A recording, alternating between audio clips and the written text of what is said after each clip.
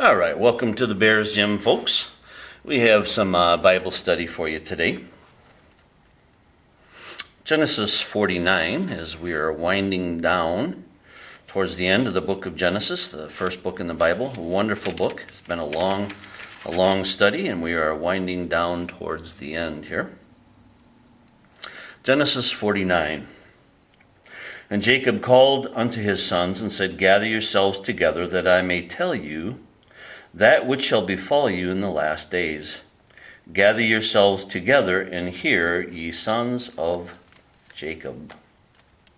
So he's going to have like a family sit down, family meeting, and he's going to declare to them their hearts as only a father can. You know, and as a father, you see your kids kind of growing up and you invest into them the Word of God, and yet you see some of them choose evil and some of them choose to do right.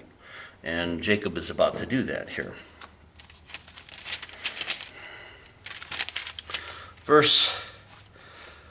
End of verse 2, verse 3. Hearken unto Israel your father, Ruben. Thou art my firstborn, my might, and the beginning of my strength, the excellency of dignity and the excellency of power. Unstable as water, thou shalt not excel, because thou wentest up to thy father's bed, then defilest thou it. He went up to my couch. Ruben practiced evil. He went into one of his father's concubines and slept with her, and that was an abomination. And so now Jacob then declares unto Reuben, you shall not be blessed. You basically, unstable as water, you shall not excel. So it's sad, but it's true. He did it. The Bible doesn't declare it's right, wrong, what Reuben did. Obviously, it was evil. It's just declaring that it happened. Okay, God's not condoning it. Just simply, it's being registered that he did it, so we understand what Reuben is. Simeon and Levi are brethren. Instruments of cruelty are in their habitations. O my soul, come not thou into their secret, unto their assembly, mine honor. Be not thou united, for in their anger they slew a man, and in their self-will they digged down a wall. Cursed be their anger, for it was fierce, and their wrath, for it was cruel. I will divide them in Jacob and scatter them in Israel. Simeon and Levi took judgment and the law into their own hands. In the Bible, the law was given eye for an eye, tooth for a tooth. Basically, a wrong was done in their family. One of their sisters was raped. And they went and they slew an entire city because of that. And that was going over the top. And that was, they were the leaders of that movement. Judah. Thou art he whom thy brethren shall praise. Thy hand shall be in the neck of thine enemies. Thy father's children shall bow down before thee. So if you remember, Jesus, the Messiah, will empty himself of his glory, will come into the womb of Mary and come into the land of men, and he will be the Lion of the tribe of Judah. He will come through the tribe of Judah.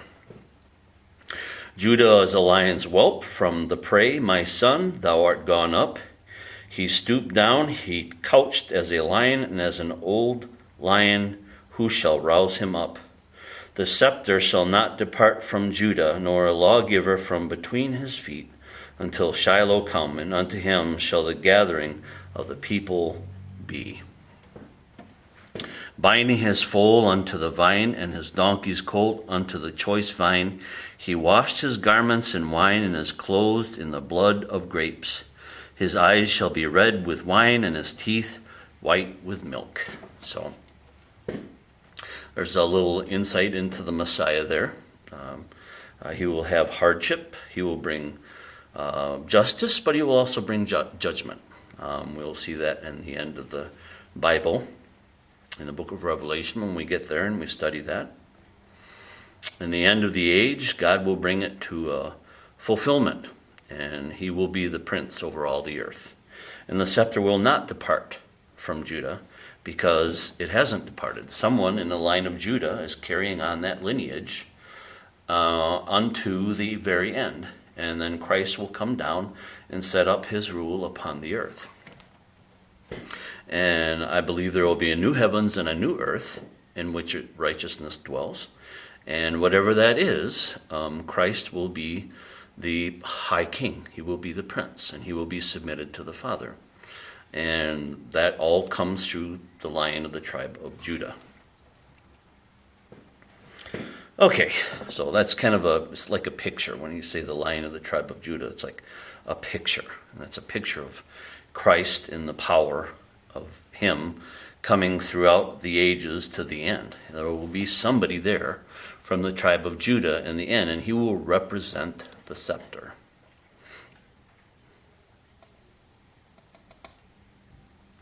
Zebulun shall dwell at the haven of the sea, and he shall be for an haven of ships, and his border shall be unto Zidon. Issachar is a strong donkey, couching down between two burdens. And he saw that rest was good in the land, that it was pleasant, and bowed his shoulder to bear, and became a servant unto tribute. Dan shall judge his people as one of the tribes of Israel.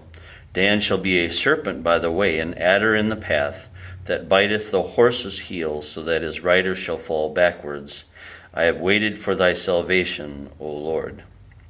Dan stumbled the children of Israel with idolatry and paganism, and for that they eventually become cursed in the lineage of Jacob. Gad, a troop, shall overcome him, but he shall overcome at the last. Out of Asher his bread shall be fat, and he shall yield royal dainties. Naphtali is a hind let loose. He giveth goodly words. So he's like, Naphtali is like a counselor, a man of wisdom. Joseph is a fruitful bough, even a fruitful bough by a well, whose branches run over the wall. The archers have sorely grieved him, and shot at him, and hated him. But his bow abode in strength, and the arms of his hands were made strong by the hands of the mighty God of Jacob. From thence is the shepherd, the stone of Israel. Even by the God of thy father, who shall help thee, and by the Almighty, who shall bless thee with blessings of heaven above, blessings of the deep that lieth under blessings of the breasts and of the womb. The blessings of thy father have prevailed above the blessings of my progenitors unto the utmost bound of the everlasting hills. They shall be on the head of Joseph, and on the crown of the head of him that was separate from his brethren. Benjamin shall raven as a wolf in the morning. He shall devour the prey, and at night he shall divide the spoil. So he's a great hunter. All these are the 12 tribes of Israel, and this is it that their father spake unto them, and blessed them, every one according to his blessing he blessed them.